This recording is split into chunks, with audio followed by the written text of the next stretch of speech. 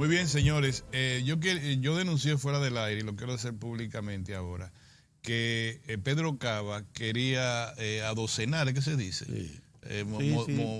Amoldear Sí. a nuestro invitado hoy, el doctor Enriquillo Rivas, que es un Dios.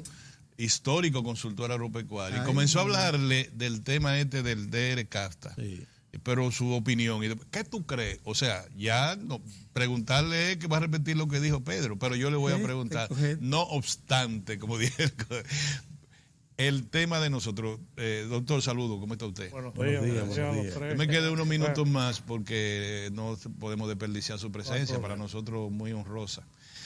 Doctor, el tema del DR Casta, nosotros aquí en el Diario de Cuatro hemos advertido muy humildemente que por lo menos 500,000 de personas en el primer año después del año 2025 van a ser afectadas por la industria avícola, la industria arrocera y la industria porcina para lechera.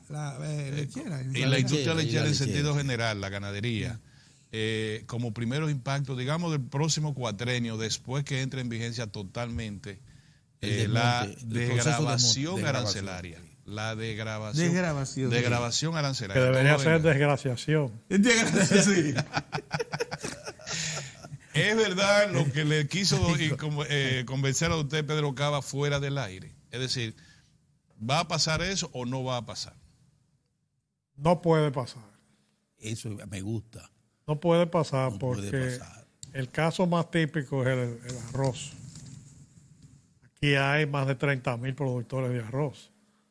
Y los latifundios en arroz no existen. Aquí el que más tiene en arroz son 5,000 tareas. La reforma agraria produce el 55% del arroz. Imagínense, son parcelitas de 50 tareas. Numéricamente, aquí hay más agricultores en arroz que en los Estados Unidos. Ahora bien, el problema es lo poco preparado que estuvimos para meternos en el maltratado del CAFTA. O sea, nos montamos en un tren que no sabíamos, sin cepillo de dientes, sin maleta y sin nada. A última hora. Y ya no es en el 2025. Ya a esta altura de juego, el 99-98% de los bienes están libres. Queda arroz, algo de pollo y algunos productos lácteos. Ahora bien, este es un país de mojiganga. Nos ponemos de mojiganga muy fácil. Se habló de que se quería revisar el CAFTA. Y yo digo, debía. Se creó una comisión, el presidente creó una comisión. Ahí viene la primera mojiganga. ¿Para qué la comisión? Para decir que sí que van a estudiar. Y luego, y se dieron un plazo muy perentorio. Sí. Que se brincó y nadie ni preguntaba por él. Entonces, ¿para qué? Para que entonces tengan que verse abocados a reconocer públicamente que no se puede. ¿Por qué?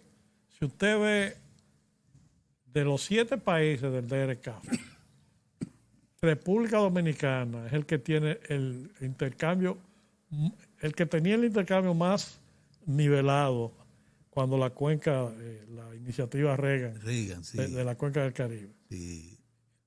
Había años que era un poquito más, un poquito menos el intercambio.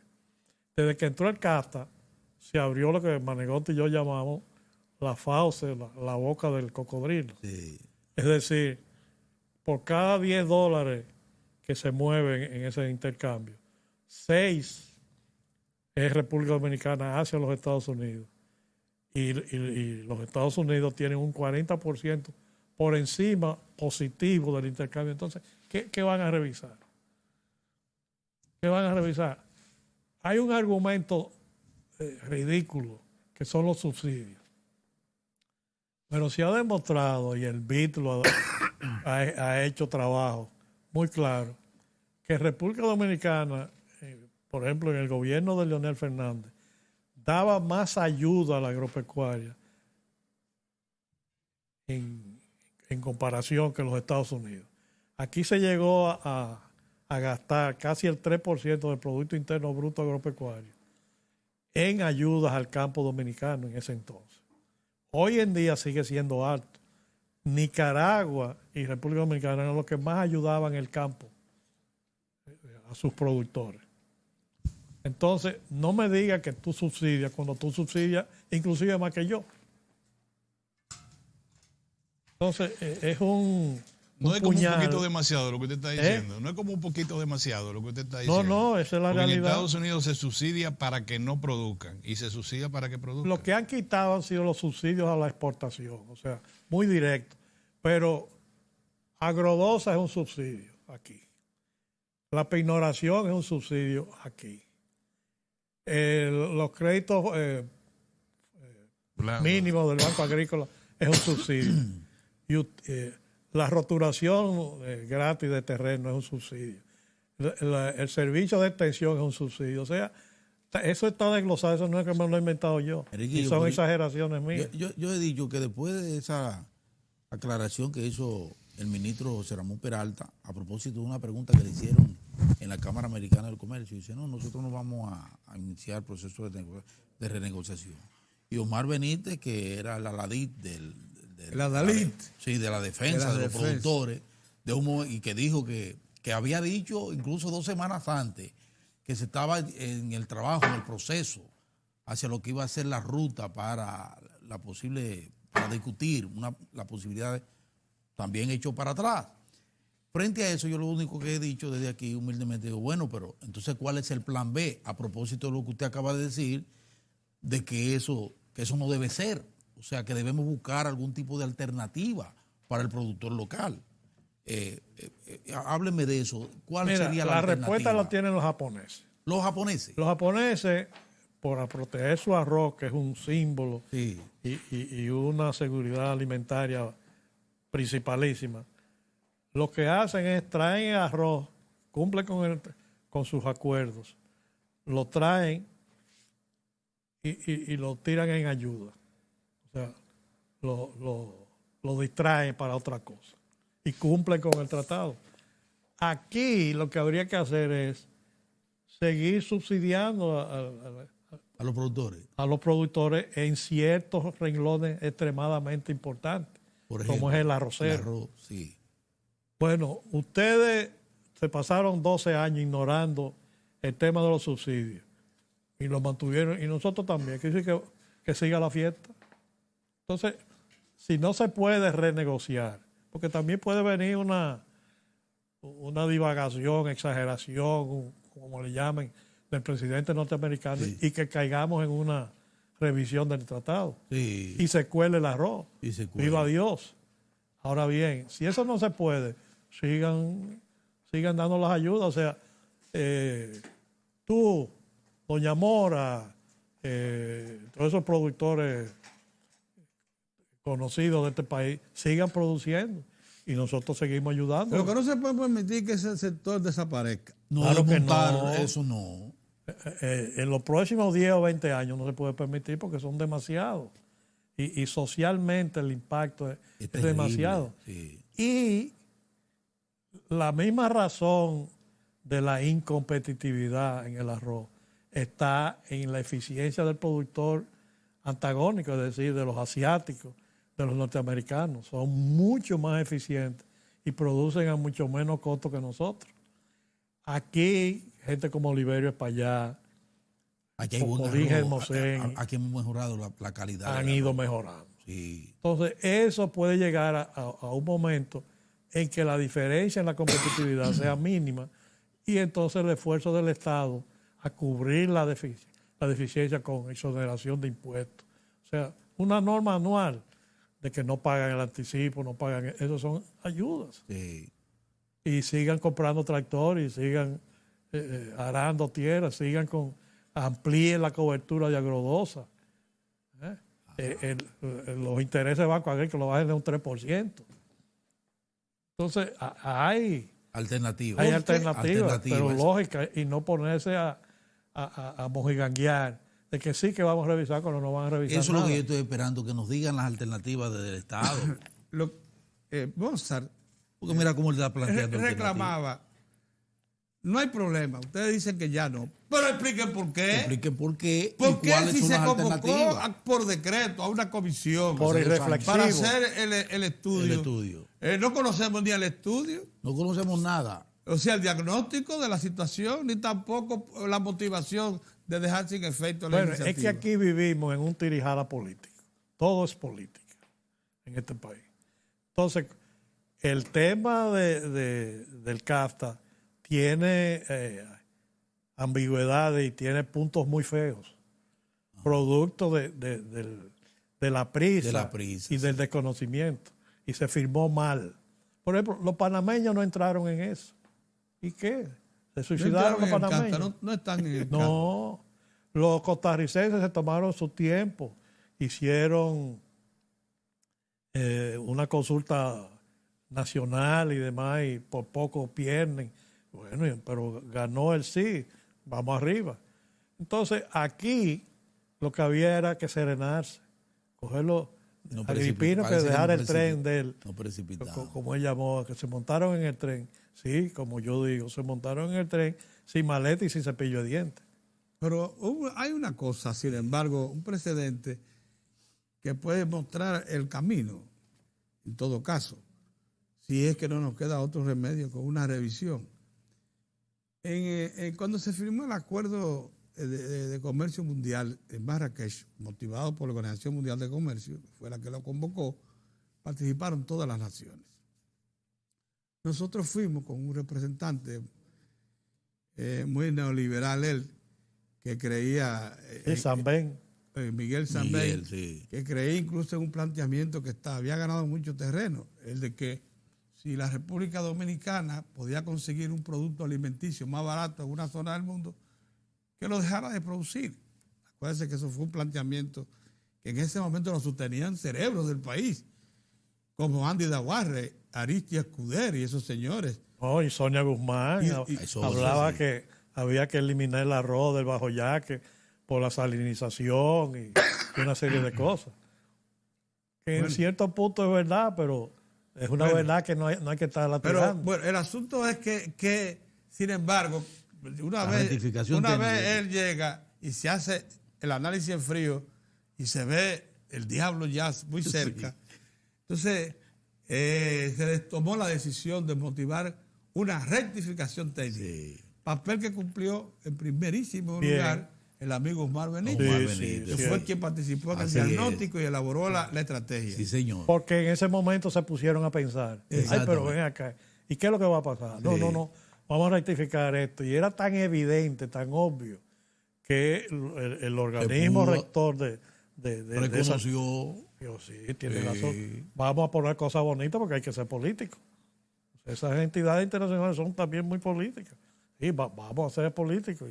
Qué bonita la rectificación, qué bien suena. Sí. Y un logro, pero del dicho al hecho hay mucho trecho. Bien, ha pasado lo siguiente, después de eso, ciertamente nosotros logramos que 8 productos de la agropecuaria, que se consideran básicos, le colocáramos aranceles especiales, casi prohibitivos en algunos casos, para darnos tiempo a prepararnos, a incrementar la capacidad productiva, a organizar mejor esos cultivos. Y no se aprovechó.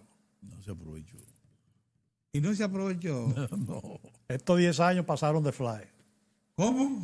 Estos 10 años, o sea, los 10 años del acotejo. O sea, te vas a morir, pero te damos tiempo para que te mueras donde tú quieras y como tú quieras.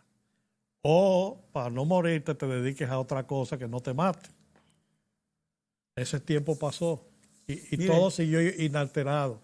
O sea, la competitividad en los pollos, la competitividad en el arroz, la competitividad en la leche, ha sido insignificante. Gente como lo que yo mencioné, Oliveira para allá y eso, Carlomagno en pollo y eso, y han hecho modificaciones y ya están entendiendo, por ejemplo, en el caso de los pollos, que aquí no se puede criar en el tipo de gallinero que ha sido norma de toda la vida, en 50 años. O sea, ya el pollo no aguanta ese clima, ese infierno de calor, y es una contrariedad a la productividad del pollo. Entonces se están haciendo los galpones climatizado. Climatizado. Pero eso es tener 10, 20, 30 mil, 40 mil pollos. Yo vi eso en Brasil, un ambiente de aire maravilla. acondicionado. No, pero es una maravilla. Lo único que le falta es un violín. Sí, sí, señor. Tocando. Es lo único que le falta. Aquí el pollo vive estresado aquí. Pero claro. Pero así como ustedes lo oyen. de lo que está hablando el señor, se le considera una de las máximas autoridades en el sector avícola. Él sabe de eso. De lo que está hablando sabe de eso. Y yo quisiera, por favor, que examinásemos. Aquí sí debemos detenernos, porque vamos arriba. Aquí sí es verdad que pues, se pueden transmitir las experiencias acumuladas de Riquillo para que entonces la opinión pública y nosotros también entendamos lo que ha pasado y la posibilidad que tenemos de sobrevivir a una industria avícola que tú nos vas a decir lo que mueve. La carne del pobre. La manera como ha crecido, porque él la vio nacer, él vio nacer la hierba. Sí.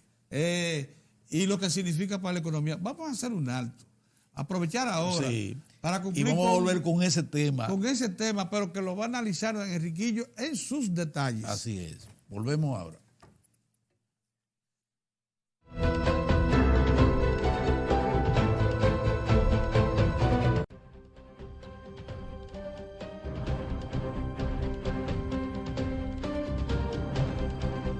Bueno, con don Héctor Tineo aquí. Hablando que es una memoria. Pues entonces se incrementa la presencia de los entrevistadores, porque con don Enriquillo Rivas siempre hay que sacar el mayor provecho. Don Enriquillo, si algo usted ha visto desde el inicio hasta el presente, desarrollar ha sido la industria avícola dominicana. Por más que se ha hecho, yo sé que han hecho muchísimos esfuerzos por modernizarla, está en condiciones la industria avícola de afrontar la apertura total a partir del 2025 del mercado. ¿Y qué hacer entonces? Bueno, si en el 2025 la industria se ha modernizado lo suficiente, entonces se podría competir. Pero como te decía en el espacio anterior, el hábitat, o sea, donde viven esos animales, es lo primero que hay que modificar. Debería ser el 100% del pollo dominicano. Es como antes, tú con un cebú en un campo, tú comías. Y el animal, ni la garrapata, ni el hambre lo vencía. Pero cuando tú pasas a animales de alta eficiencia, es como el Toyota en la carretera. Sí. Tú le das para adelante y tú le echas la gasolina que aparezca y le das mantenimiento cuando se pueda. Pero si tú tienes un Mercedes-Benz, es todo lo contrario. Sí. El pollo de hoy da mucho más que hace 15, 20 años, pero exige más. Y una de las cosas que no aguanta es el clima dominicano. Y el haitianismo también. O sea, tanta mano de obra descalificada. Descalificada. No saben de eso. No saben los de afecta porque tú coger y de un gallinero abierto con una cortinita que la sube y la baja y unos abaniquitos y el pollo ahí cuando hace mucho calor no come estresado y mira a ver si sobrevive pollo, o no. Pobre. A tú ponerlo en aire acondicionado, pero tú no puedes poner un haitiano que no sabe por qué gira ese abanico, no sabe ni por dónde viene la corriente. Entonces tú necesitas mejor mano de obra, tú necesitas mejor habitación, mejor mano de obra, una alimentación mucho más perfecta. O sea, aquí la genética que se usa en el país es tan buena como la americana, porque es el mismo producto, del mismo origen, la misma casa genética. Ahora, el desarrollo, la productividad de ese ente animal, no es el medio no es igual. Entonces, el manejo, como se dice en avicultura, tiene que ser muy preciso. O sea, de ese galpón abierto y ese pollo cesando ahí y los rayos del sol entrando. Inclusive se le gradúa la intensidad de la luz, las horas que le dan comida, las fórmulas alimenticias cambian. Se le dan 5 y 6 fórmulas diferentes para tal o cual momento. O sea, es una serie de demandas que hay que cumplir. Se conocen y se tiene la genética, pero no se hace el manejo ni la solución adecuada. Ahora, si de aquí al 2025 se cumple con eso, por ejemplo, ya aquí, antes el 100% eran gallineros a la mangancha. Hoy por hoy, de cada 100 pollos, más o menos 15 o 20 se crían en un buen ambiente, en un ambiente controlado, en el aire que debe ser, en la temperatura que debe ser. Pero todavía el 80% no está en esas condiciones. Entonces, cuando viene el calor, ese pollo rinde un 18% menos. Entonces, el costo te aumenta un 18% más. ¿Y tú cómo compites? ¿Cuál es la cantidad de productores que hay en el país? Porque eso es, de lo que estamos hablando es de recursos. Sí. Porque climatizar, eso conlleva... Hay que gastar $200 millones. Para convertir esos galpones, bueno, yo calculé en una oportunidad que había que gastar $200 millones de dólares solamente en el acomodo, como dicen los ibaeños. Es decir, en las casetas. $200 millones de dólares. Pon tú que ya se hayan gastado 30 o 40, pero todavía tenemos un déficit. Pero esos dólares lo pueden buscar, por ejemplo, esos grupos y esas familias, 2 o 3. Pero la gran cantidad de productores son medianos. Porque hay otra cosa, hay que reubicarlos. Ese es otro tema. Sí. Porque el avicultor criollo, lo que le convenía era tener la crianza en el patio, tener la fábrica de alimentos en el patio, tener la incubadora en el patio y tenerlo todo, dormir siesta, levantarse en camiseta y ir a ver los pollos. Y así con su molinito ahí también. Entonces viene y se mete un problema como la influenza y se dispersa y prácticamente en una comunidad como Moca es una sola granja. O sea, positiva a influenza.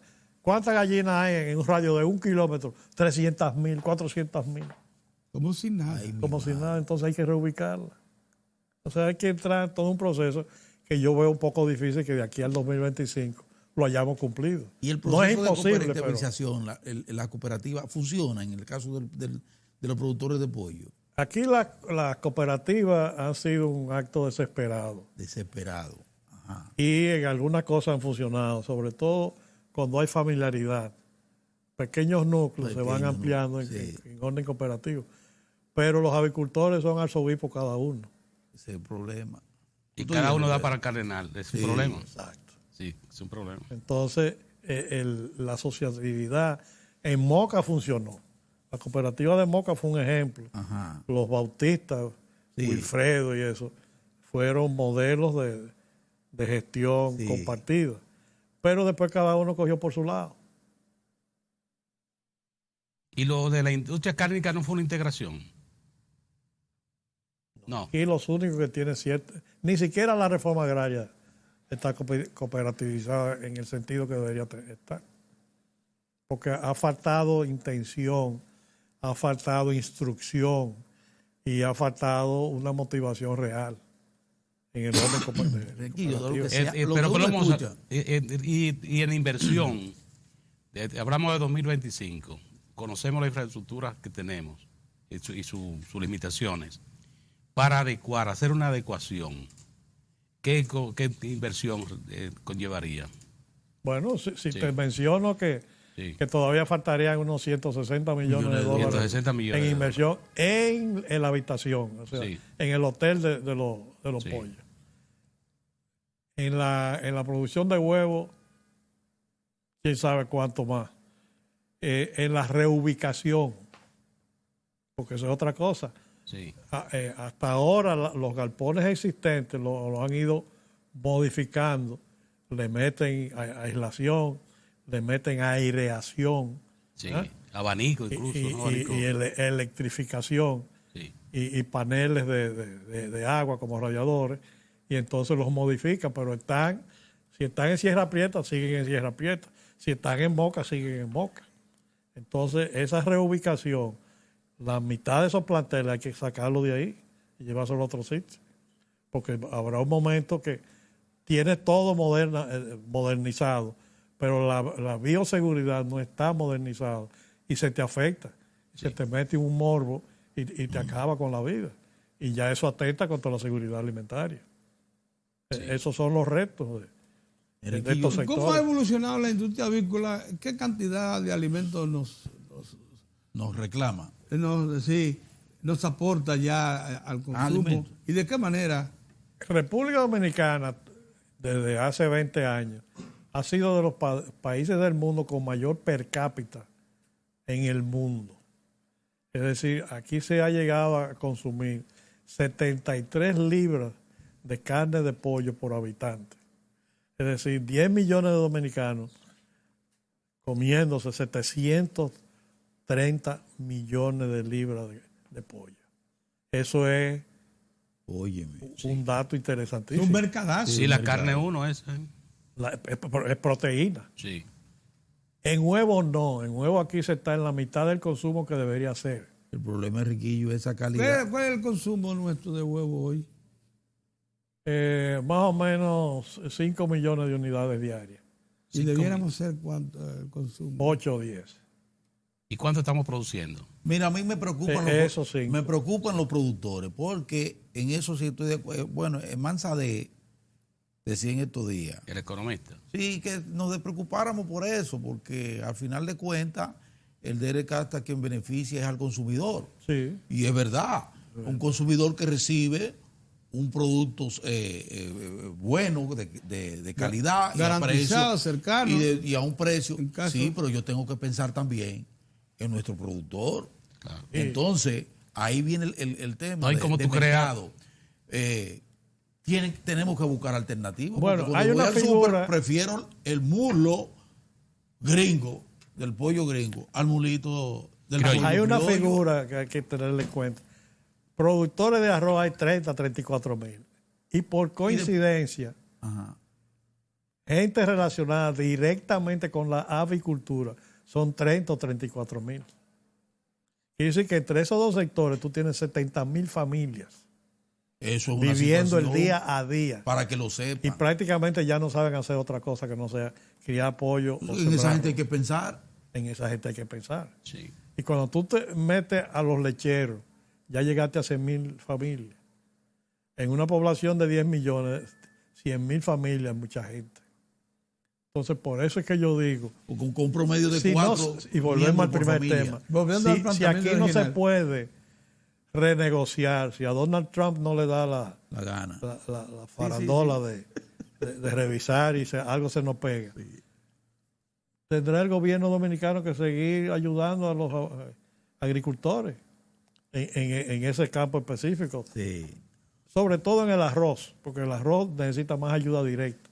Los agricultores lo que necesitan es que los ayuden a pagar menos impuestos posible a sus equipos y sus alimentos, que les salga lo más económico posible. Sí. ¿Verdad? Y que siga la fiesta. Sí. El arrocero necesita en su día a día mucha ayuda, mucha ayuda. Esa es la situación. Y el sector lechero, entonces, ¿qué necesita para ponerse en nivel de competitivo? Bueno, el sector lechero no se puso la pila nunca, porque vivió en un sueño de querer ser suizo sin ser suiza, ser holandés sin ser holandés.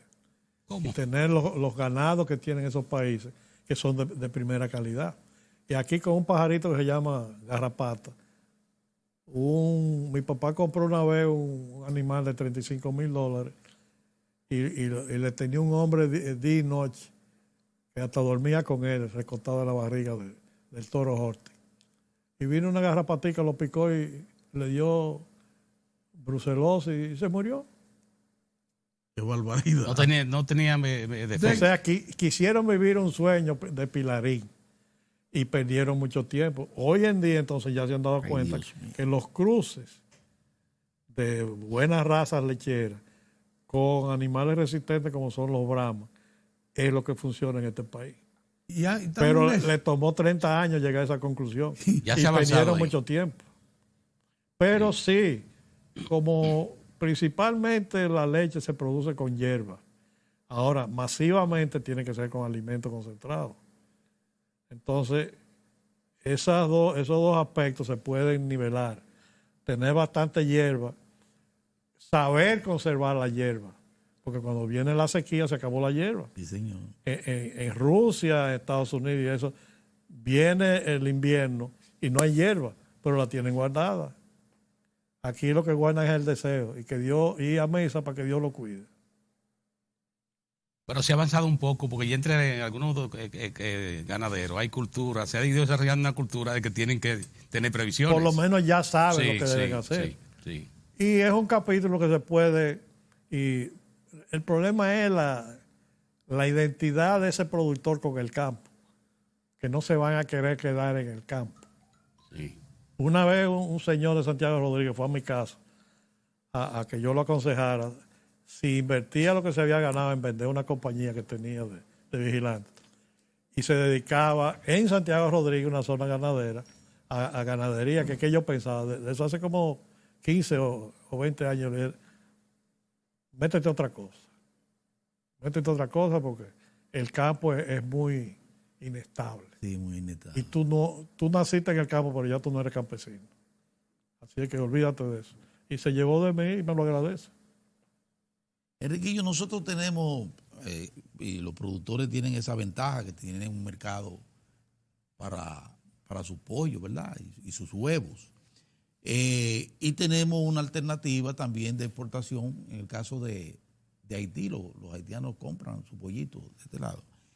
¿Cómo proyecta la posibilidad de que, bueno, el incremento con el turismo, ese es un factor importante porque nosotros le estamos metiendo pollo a todos los hoteles. Sí, estamos metiendo pollo, y leche, y queso, y queso y todo ese tipo de cosas. Arroz, la alternativa arroz de primera. Esa gran posibilidad con las islas, con el Caribe, con las islitas. Es que las islas ya se mueve su comercio con carteles. Carteles. Gente especializada en ese tejemaneje. Ajá. Y entonces entrar en eso nunca ha sido tan fácil. Oh, ya entiendo. Ahora bien, con Haití siempre habrá posibilidad de mandarle huevos. Porque si es pollo, ellos consiguen los pollos en otra fuente a muy buenos precios. En ciertos momentos muy buenos. Cartelito ellos. Ahora, cuando es Haití demandaría alrededor de 1 millón de huevos diarios. Si fuera fluido el asunto. Pero eso se contamina con el macuteo de los guardias, con esto, con lo otro. Y entonces, porque los haitianos oyen que aquí hay influencia y cierran la frontera. Pero la cierran por un lado y se abre por otro, mediante propinas. Sí. ¿Mediante? Propinas. Lo único que se le encarece el producto al consumidor haitiano. Exactamente. Sí. Pero hay una posibilidad.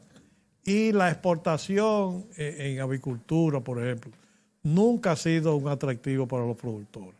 Con el mercado interno y esa enorme demanda, es más que suficiente. Aquí, como mala palabra, no hay que joder mucho para producir pollo, o no había que embromar mucho para producir pollo. Y entonces la exportación nunca fue una meta. Vamos a sacar, 3 o 4 minutos, vamos a sacar la conclusión de lo que acabas de decir. Tal parece que nosotros, porque el arroz nuestro de hoy no se compara con el anterior, el arroz de nuestro supermercado producido aquí tiene una calidad insuperable, comparable al extranjero. Han aumentado la calidad de los quesos nuestros considerablemente, la leche nuestra pasteurizada es de primera. Lo mismo que los cortes de carne, esos cortes de carne del supermercado nacional son de primera. Sí, señor. Compiten con cualquier mercado del mundo. Entonces, el sector avícola también ha mejorado notablemente. La conversión de alimentos importados por libra, nosotros lo hemos incrementado notablemente. Somos uno de los mejores convertidores de América Latina. Lo que usted quiere decir es, preparémonos para que el Estado esté presente siempre alrededor de esos productores y no los deje desaparecer. Es que no puede dejar de estar presente. Específicamente y sobre todo con el arroz. Esos 30 y pico de mil productores, esa importancia social en el campo, no puede desaparecer de la noche a la mañana. Yo te digo también que el sector avícola está en la misma situación. No, porque el sector avícola siempre habrá, es como en México.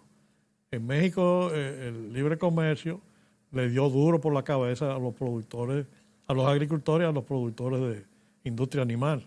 Ahora bien, los eficientes, los que tenían su mercadología asegurada, o sea, que se mueven mucho promoviendo sus productos, ahí están. Ahí están. Siempre tendrán su, como llaman, su nicho de producción y sus marcas. México es importador neto de maíz y era autosuficiente.